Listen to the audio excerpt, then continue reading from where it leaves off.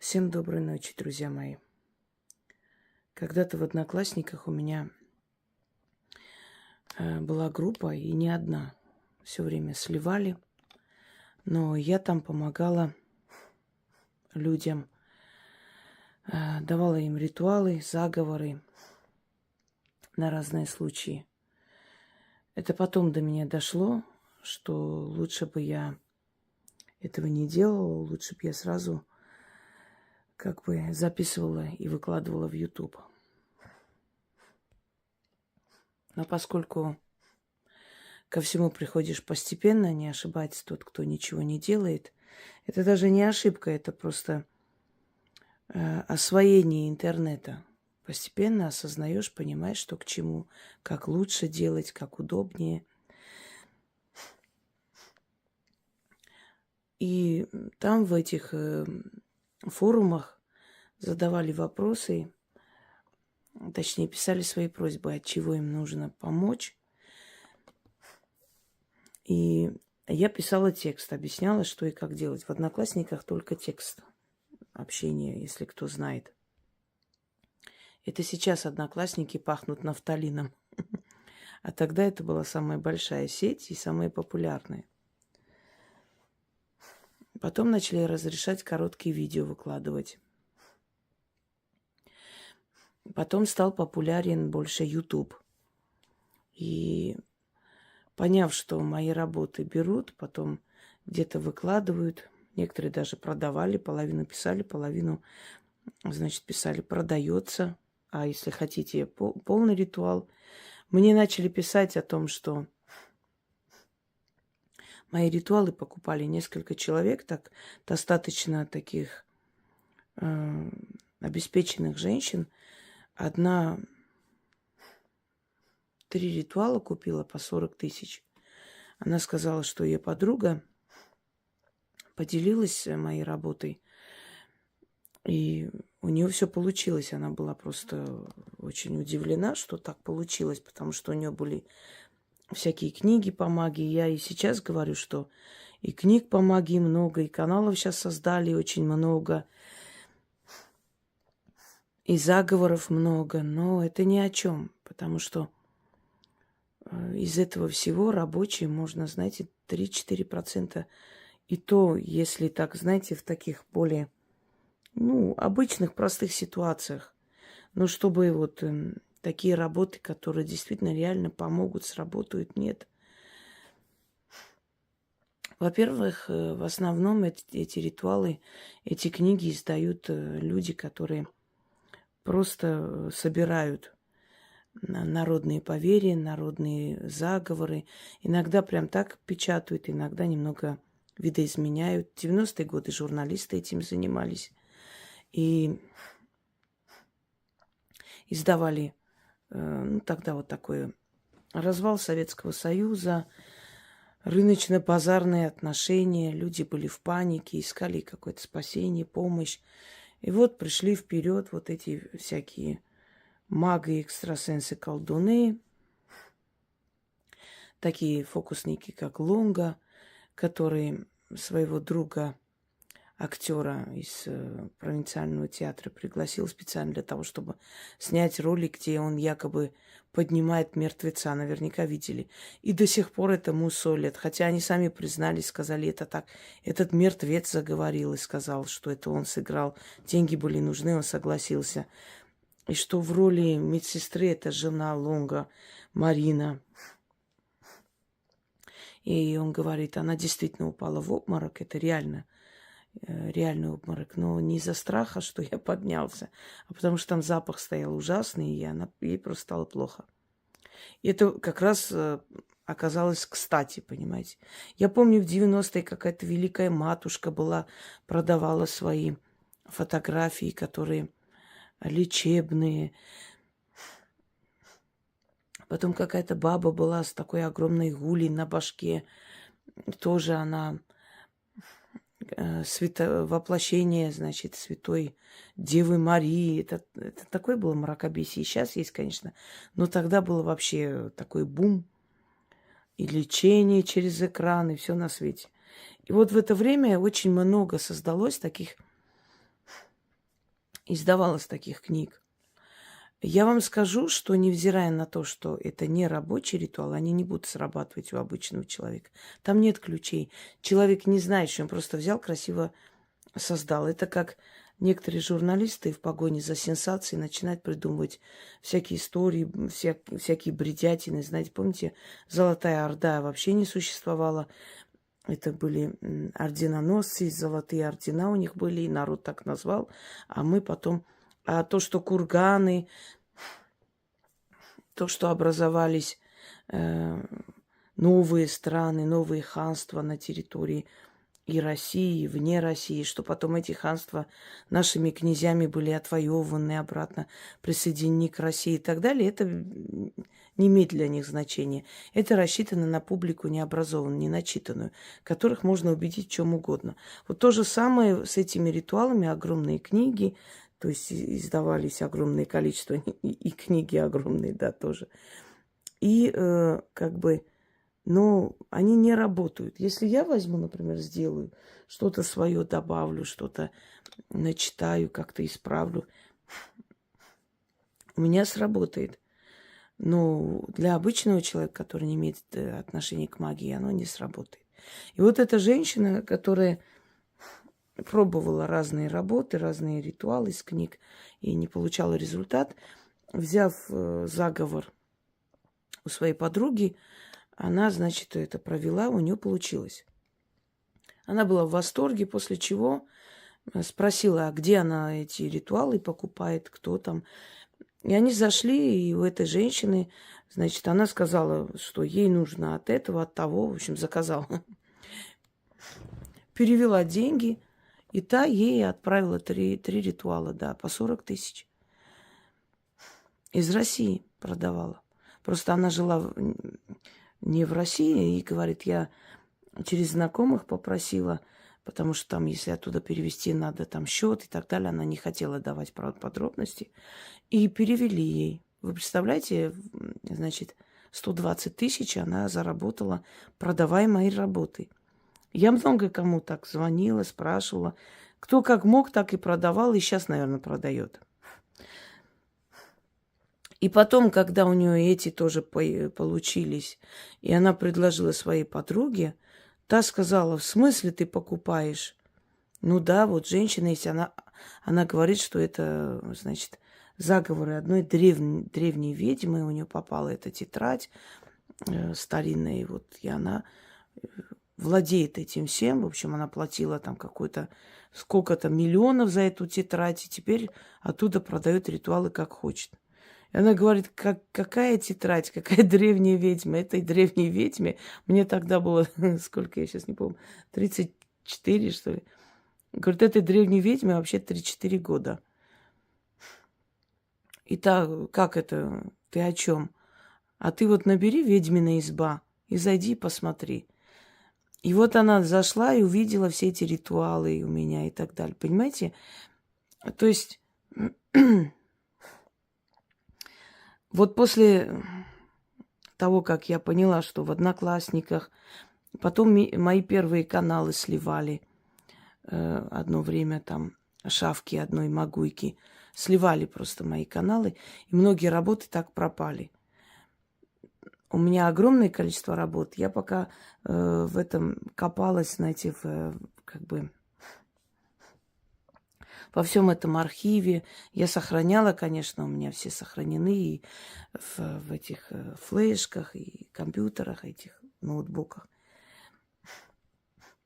Но я только тогда начинала снимать. Не знала ни про штатив, ни про что. Я снимала старым этим фотоаппаратом. Одним словом. И вот за это время, после этого, очень много моих работ взято, переделано. И они, некоторые, зная об этом,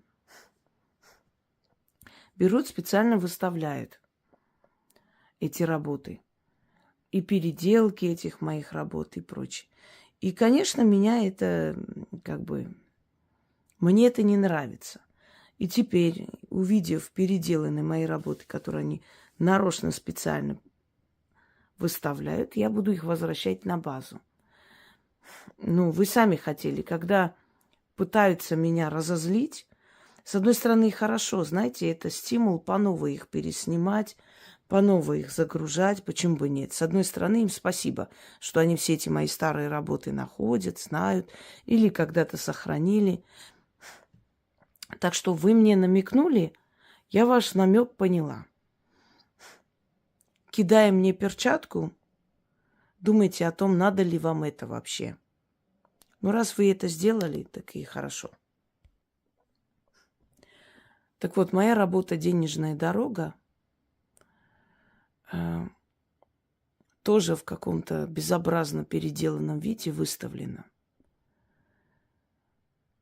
Оно делается совершенно не так, не таким образом. Ну да ладно. Итак, вам нужен или красный, или черный мешочек. Можете сами шить. Вам нужно 6 монет, 5-рублевых желательно. Можно 5, можно 10. Ну, желательно 5. Всегда с пятаками обычно призывали деньги. Далее. Вам нужно выбрать день.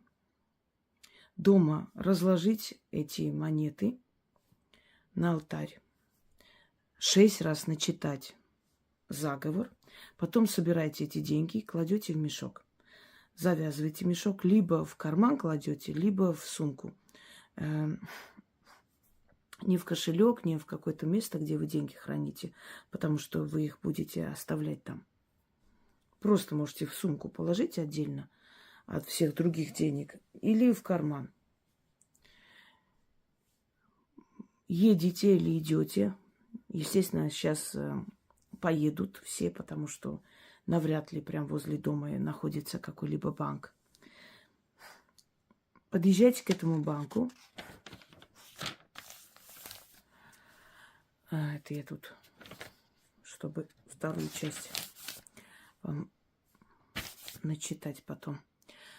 Подъезжайте к банку, выходите.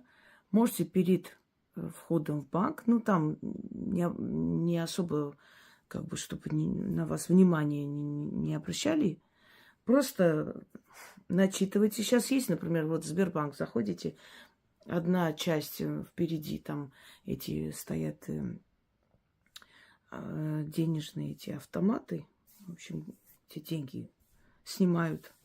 Уже забыла, представляете, как он называется. Неважно. А потом, значит, дальше второе отделение, куда уже люди идут, там очередь занимает и так далее. Вы можете вот прям зайти не в главный вход в банк, а просто там, где стоят эти штучки. Берете, начитываете один раз на этот пятак. И, значит, можете класть, можете так положить, то есть то же самое. И хотела сказать, можете выкинуть, да, и можете класть туда тихонечко на пол, а можете так выкинуть, если там никого нет и никто не узнает. И выходите. Вы не должны поворачиваться. Если вас позовут, вы повернетесь, значит, вам придется еще раз делать этот ритуал, потому что он у вас не получится. 6 монет. Дома начитали 6 раз, собрали в этот, завязали в узелок, в мешочек, то есть черный или красный. Я просто устала, извиняюсь. Ну, постараюсь сейчас быстро снять. И приходите в банк, значит, заходите, начитали у порога и внутри в банке оставляете. Внутри банка.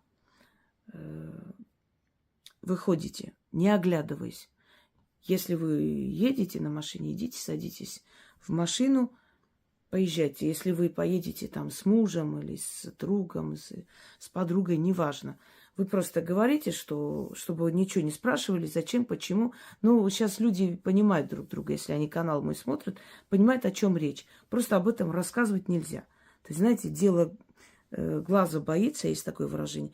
И мне не пишите под роликом. Вот я сегодня сделала, посмотрим, сработает или нет. Это глупость, нельзя. Есть вещи, которые нельзя писать, пока она не сработала, пока вы не убедились, что все хорошо. Заранее писать не надо. Итак, начитали вторую часть, то есть заговор. Положили, вышли.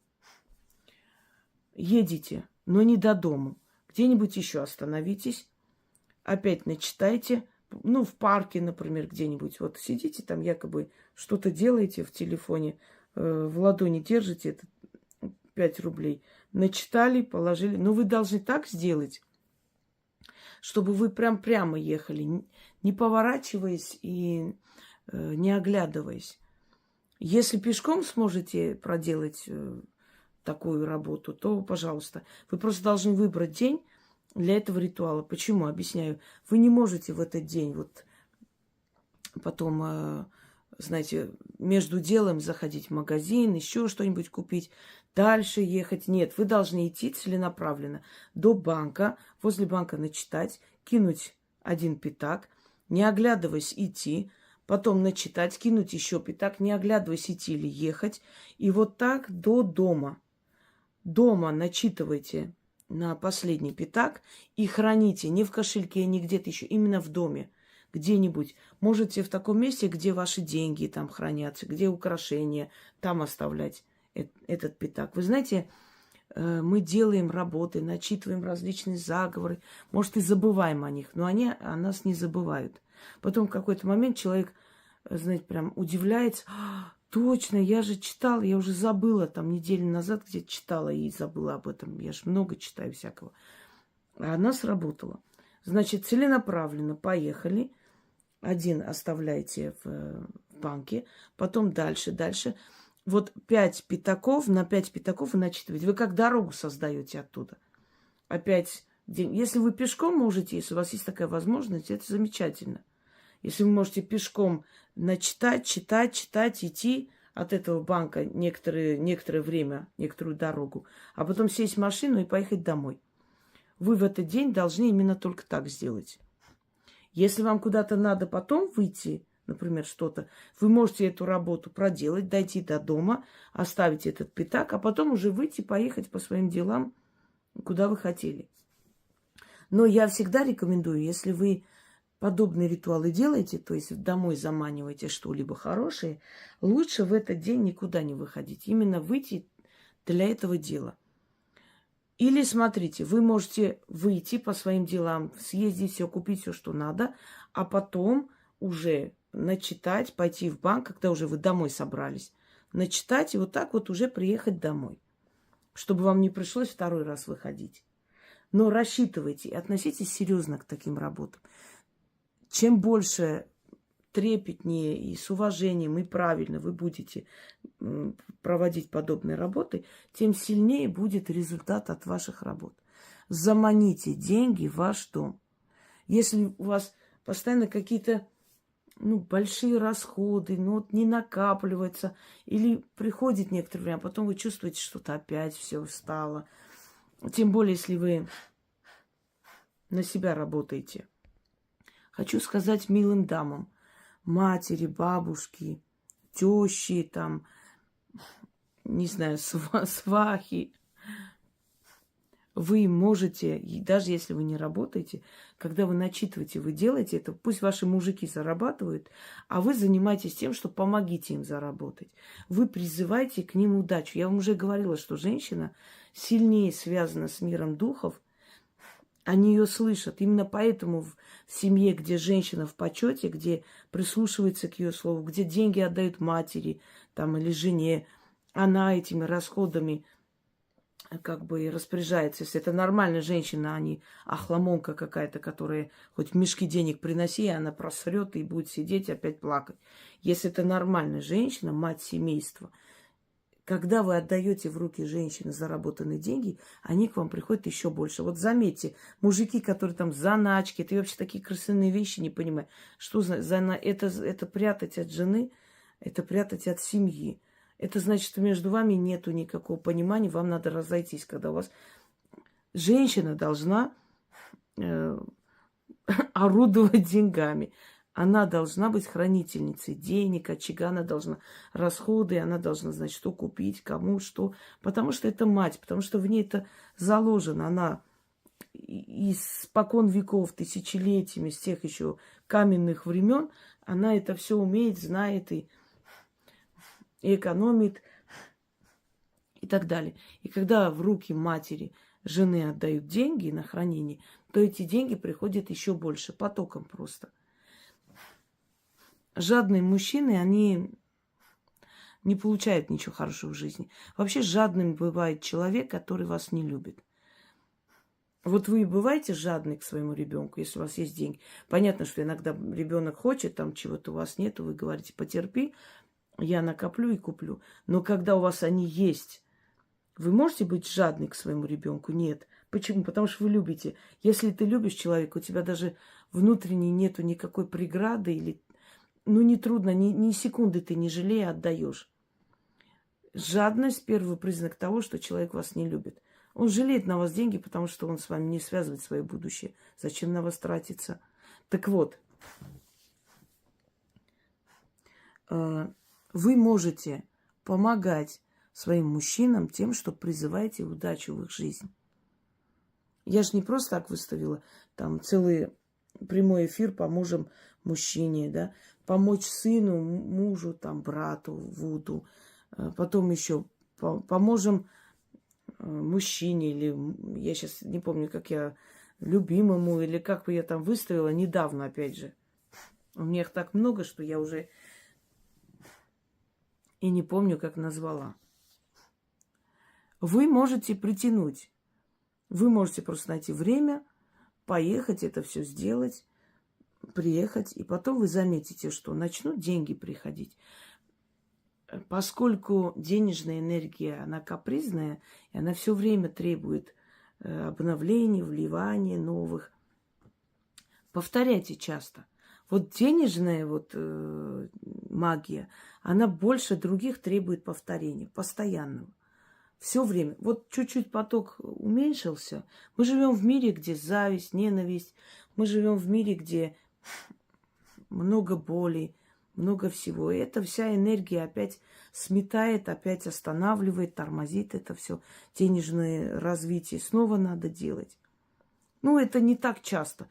Вот сделали, и смотрите, вот идет поток, идет. Чуть-чуть меньше стало, все, повторяйте. Итак,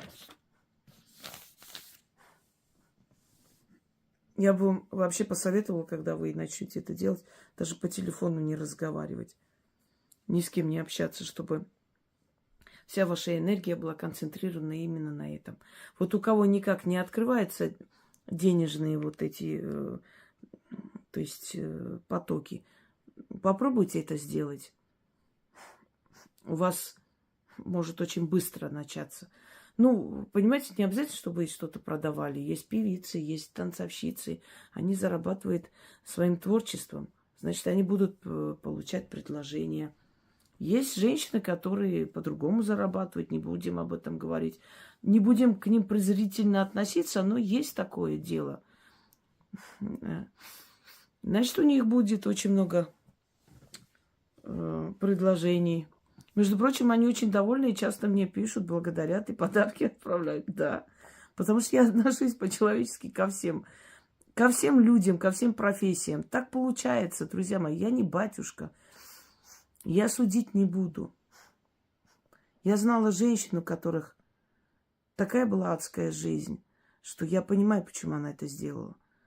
Не одобряю, не считаю, что это правильно. Единственный выход. Всегда надо искать выход более моральный и правильный. Но так получилось в ее жизни. И среди них есть очень много хороших женщин.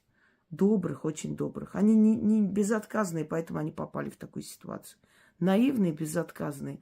И, если честно, там есть такие хорошие, знаете, прям добрые души, что они 1000 раз лучше, чем вот этих конченых мразей, которые замужеством покрывают свою грязь. И изменяют мужу, и из постели в постель прыгают. Те хотя бы честные, понимаете? Они это сделали своей профессией и не скрывают, кто они есть. Так что Все пользуются моими работами, и это есть хорошо. Я уже даже не знаю, я, по-моему, все профессии, и для врачей, и для учителей, которые репетиторством занимаются, и для юристов, и для людей, кто на рынке торгует. Там еще, не помню, как я назвала, для древней профессии обращение к Иштар, по-моему, Инанне, да. Не очень довольные люди. Да. Честно, мне жаль их, конечно. На самом деле, это незавидная судьба. Ну, ладно. Короче говоря, дорогие дамы всех мастей, вы можете и сами заработать. Заговоры все время читая, начитывая, усиливая свою силу. Естественно, просто так с воздуха не упадет. Надо работать. Но если есть благословение богов, то ваши усилия приносят вам удачу намного больше. И можете начитывать и приглашать и заманивать денежную силу в свою семью для своих мужчин. Итак, разложили монеты, 6 пятаков, и начитали 6 раз. Начитали 6 раз вот этот заговор. 6 денежных сил, купеческой хитростью осененные, княжеской долей благословленные, царской силой прославленные, верой и правдой мне служите, денежной тропой к моему порогу все деньги мира ко мне приведите, зовите в мой дом своих кумовьев, братьев да сестер, чтобы мои сундуки от денег и добра ломались, и богатые мира со мной бы знались. Жить мне в великом богатстве, аки царь в своем царстве. Да будет так, заклинаю. 6 денежных сил, купеческой хитростью осененные, княжеской долей благословленные, царской силой прославленные, верой и правдой мне служите. Денежной тропой к моему порогу все деньги мира ко мне приведите. Зовите в мой дом своих кумовьев, братьев да сестер, чтобы мои сундуки от денег и добра ломались, и богатые мира со мною бы знались. Жить мне в великом богатстве, аки царь в своем царстве. Да будет так, заклинаю. 6 денежных сил, купеческой хитростью осененные, княжеской долей благословленные, царской силой прославленные, верой и правдой мне служите. Денежной тропой к моему порогу все деньги мира ко мне приведите. Зовите в мой дом своих кумовьев, братьев да сестер, чтобы мои сундуки от денег и добра ломались, и богатые мира со мной бы знались. Жить мне в великом богатстве, аки царь в своем царстве. Да будет так, заклинаю. 6 денежных сил, купеческой хитростью осененные, княжеской долей благословленные, царской силой прославленные, верой и правдой мне служите, денежной тропой к моему порогу все деньги мира ко мне приведите. Зовите в мой дом своих кумовьев, братьев да сестер, чтобы сундуки мои от денег и добра ломались, и богатые мира со мной бы знались. Жить мне в великом богатстве, аки царь в своем царстве. Да будет так, заклинаю. Да, сундуки мои, правильно. 6 денежных сил, купеческой хитростью осененные, княжеской долей благословленные, царской силой прославленные, верой и правдой мне служите, денежной тропой к моему порогу все деньги мира ко мне приведите. Зовите в мой дом своих кумовьев, братьев да сестер, чтобы сундуки мои от денег и добра ломались, и богатые мира со мной бы знались. Жить мне в великом богатстве, аки царь в своем царстве. Да будет так, заклинаю. Даже если там мои сундуки, я сказала, это не важно. Это не то выражение в ритуале, которое прям решает что-то. Бывает иногда, просто так прочитаю немного не так. 6 денежных сил, купеческой хитростью осененные, княжеской долей благословленные, царской силой прославленные, верой и правдой мне служите, денежной тропой к моему порогу все деньги мира ко мне приведите. Зовите в мой дом своих кумовьев, братьев да сестер, чтобы сундуки мои от денег и добра ломались, и богатые мира со мной бы знались. Жить мне в великом богатстве, аки царь в своем царстве. Да будет так, заклинаю. Кажется, 6 раз прочитал. Дальше.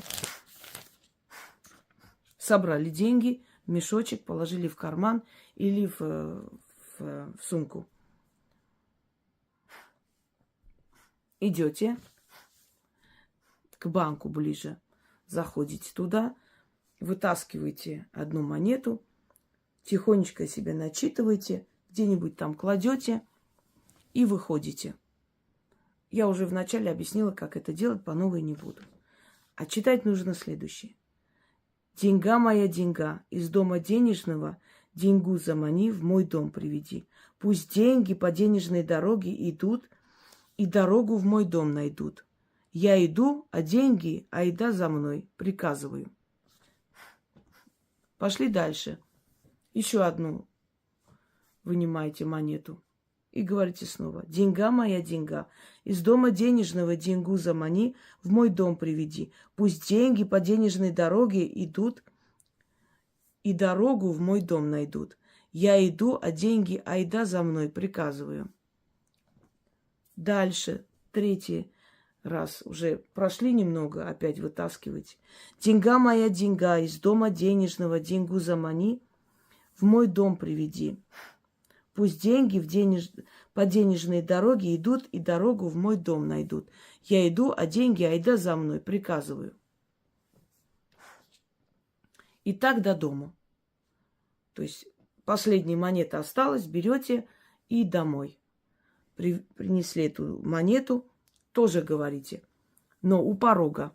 Вот зашли в дом, внутрь дома, и не пройдя домой, у порога стоя говорите: «Деньга моя деньга, из дома денежного, деньгу замани, в мой дом приведи. Пусть деньги по денежной дороге идут, и дорогу в мой дом найдут. Я иду, а деньги айда за мной, приказываю». И после этого кладете в этот мешочек и прячете, чтобы никто не трогал, не взял. Никто не должен иметь доступ к этой монете. Ну, где-нибудь спрячьте. Можно там, где деньги храните, где украшения, туда кладете. Можно где-нибудь в другом месте, это не имеет значения. Но когда будете туда, значит, закрывать и прятать, говорите: «Денежной силой себя осеняю. Через эту деньгу другие деньги нескончаемым потоком в мой дом призываю. Где эта деньга, туда и другие деньги идут. Заклято». Здесь читайте уже 6 раз. У порога зашли 1 раз, прочитали, пошли дальше, положили уже в этот обратно, в мешочек. Уже когда прячете, вот тогда читайте 6 раз и прячете. Значит, денежной силой себя осеняю, через эту деньгу другие деньги нескончаемым потоком в мой дом призываю. Где эта деньга, туда и другие деньги идут. Заклято. Итак, еще раз уточню. 6 пятаков. Красный или белый мешочек. Поедете по делам, сделайте свои дела или специально для этого выйдете, неважно. Но когда вы начитаете и начнете этот ритуал, вы не должны оглядываться, больше ничем не должны заниматься, должны домой прийти. 6 монет у вас в этом мешочке. А на одну монету начитали, оставили в банке. Пошли без оглядки. Вот как дорогу. Вы не должны посмотреть обратно. Если посмотрите, значит, просто вы нарушили это. Значит, вы обратно отдали эту энергию, и вам нужно повторить уже другой день, не в этот. Положили одну монету, пошли дальше. Начитывайте на вторую монету. Кидайте где-нибудь возле, на улице, где угодно. Просто кинули, вот дорогу создаете так вот. По следам этих денег, эти деньги в ваш дом придут. Начитали на все, и последнее оставляйте. 5 монет начитали всю дорогу. Последнее оставляйте. Сядете в машину, наверное, или каким образом вы это сделать, неважно, опять без оглядки. Сели, вообще не оглядывайтесь. Даже если двери откроете, чтобы сесть, постарайтесь сделать так, чтобы не смотреть назад. И в зеркало не смотреть назад. Сели, поехали до дома. Кто-то скажет, а как сделать, если вот я сделаю, а потом мне такси вызывать стоит? Да, вызывайте такси. Вот так стойте, не оглядываясь, вызывайте такси, подъедет такси. Если он сзади станет, вы позвоните, скажите, пожалуйста, подъедьте сюда, я здесь стою. Он подъедет туда, скажет, подойдите ко мне, я не могу. Без разницы, стойте в таком месте, чтобы такси прям приехал и встал возле вас. Рассчитайте все. Сели и доехали до дома. Выходите, заходите домой, заходите на порог, то есть открыли дверь. Последняя вот осталась монета, 6-я, которая у вас в руке. Начитывайте вот то, что я говорю, тот же самый заговор, что вы ко всем этим монетам читали. И поднимайтесь там, или где у вас дом, или как. В общем, заходите домой, уже закрывайте дверь. Опять же, не оглядываясь. Начитали, зайдите. Просто прикройте дверь вот так, без оглядки. Потому что вам нужно ее положить. Вот только после этого вы можете оглянуться. И все, чтобы не нарушить эту дорогу денежную. Ну, если человек хочет, он все сделает и соберется, и правильно все проведет. И вот когда уже перед тем, как спрятать, тогда уже последнюю часть читайте 6 раз. Это не столь сложно, это просто сейчас объясняю. Если вы перепишете и сделаете, это очень просто сделать. Просто собраться и сделать. Но зато вы откроете поток, потому что это очень сильный ритуал. Вы откроете денежный поток. И как только чувствуете, что она постепенно начинает потухать, значит, повторяйте. Но по необходимости. Не надо каждую неделю ходить и делать. Оно будет идти, деньги будут приходить к вам.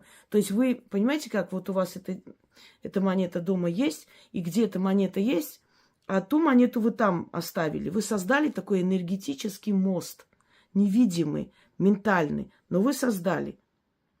И оно будет по этой невидимой дороге приводить деньги в ваш дом. Не обязательно с этого банка, без разницы. Вы создали вот такую сюрреальность, как я называю, да, параллельную реальность. Вы создали мост между деньгами. Вот один там оставили, другой. Если кто-то подберет, вы скажете, а вдруг кто-то подберет, это уже не имеет значения. Там вообще не имеет значения. Вы оставили ментально свою энергию, привязку сделали. Понимаете? Это вот как вам объяснить? Это как подклад кому-то отнести, оставить. Вот начитали и кинули кто-то. И вот вы привязку сделали. Или, не знаю, что-то начитать и оставить в кармане мужчины. Привязали к себе. Что-то ваше, ваша энергия там осталась. И через эту энергию эти деньги будут как бы искать дорогу и вот находить. Как Ганс и Гретта. Да, вот, кстати говоря, может быть, даже Андерсон, может быть, и изучая вот эти все древние поверья, и создал, вот, то есть написал эту сказку, чтобы вот по этим камням сверкающим они находили дорогу, а потом уже не нашли. В то время было очень модно хаять все колдовское, там, ведьм и так далее. И писатели, как бы, зная, что это популярная тема, писали о злых колдуньях, о злых ведьмах. Кстати, поэтому он не особо-то был психически здоровый человек потом. У него такие проблемы начались, он постоянно пытался что-то с собой сделать. Может быть, и не случайно, что он вот влез туда, куда не надо. Точно так же, как Пушкин, взяв заговор и создал свои замечательные стихи, но за это поплатился, что он использовал заговоры для своих стихов. Так что некоторые умные головы, в кавычках, когда иногда говорят, ой, это что, стихи Пушкина читаете там за 3-9 земель или мимо острова Буяна, царство славного Салтана и так далее. Буян вообще это с тюркского. Это сторона Бу. Это Ян сторона, Буян.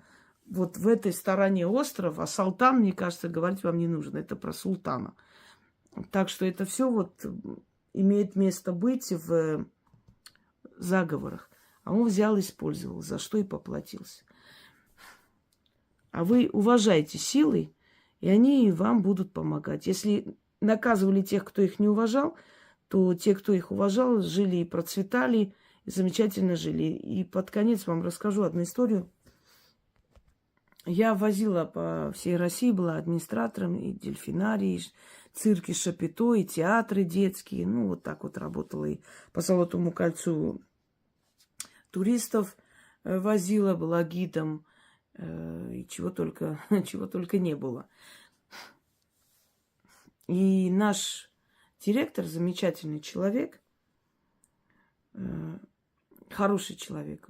То есть он такой весь ухоженный, хоть в возрасте человек, но он такой, мне нравится, когда мужчины за собой следят, знаете, в любом возрасте. И он как бы не проявлял особой такой, знаете, веры ни во что как-то. И мне казалось, что он как-то холодно ко всему относится. И однажды мы сидели в ресторане, и он мне, ну там, компания, он мне так потихоньку шепнул, говорит, ты зря думаешь, что я... Ну, он немножко так был под шофе, видимо, и на откровенность. Ты зря думаешь, что я не верю в это все. Все это есть, я во все это верю. У меня даже есть свой секрет, почему. А у него действительно успешный. Он особо рекламу не давал, много не тратил. Но шли, вот его пытались и там всякие, ну, конкуренты, сами понимаете. И он сказал, это мне от моей бабушки дано, и я знаю, что я читаю. Это между нами, так что ты не думай, что я в это не верю. Это есть, и это мне помогает.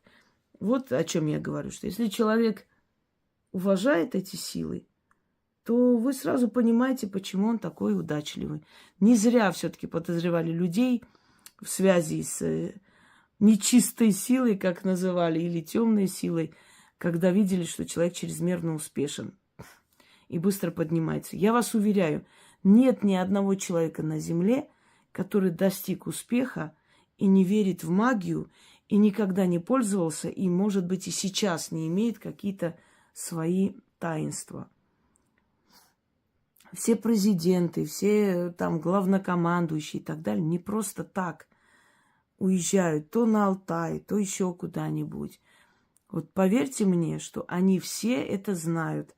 Даже в определенных органах есть целая структура, где работают подобные люди с сильными такими биополями, я бы сказала. Но сейчас настолько много нет. В советское время их тайком, они были, можно сказать, их агенты. Они с ними работали, взаимодействовали, потому что помогали им во многом. Но сейчас уже не так много таких сильных людей. Но даже в этом отделе есть вот это вот астрологи и так далее. То есть они в это верят больше, чем мы с вами.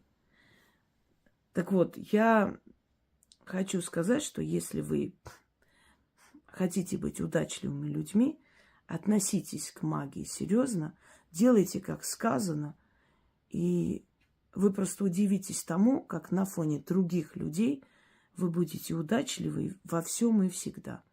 И ваша семья в том числе.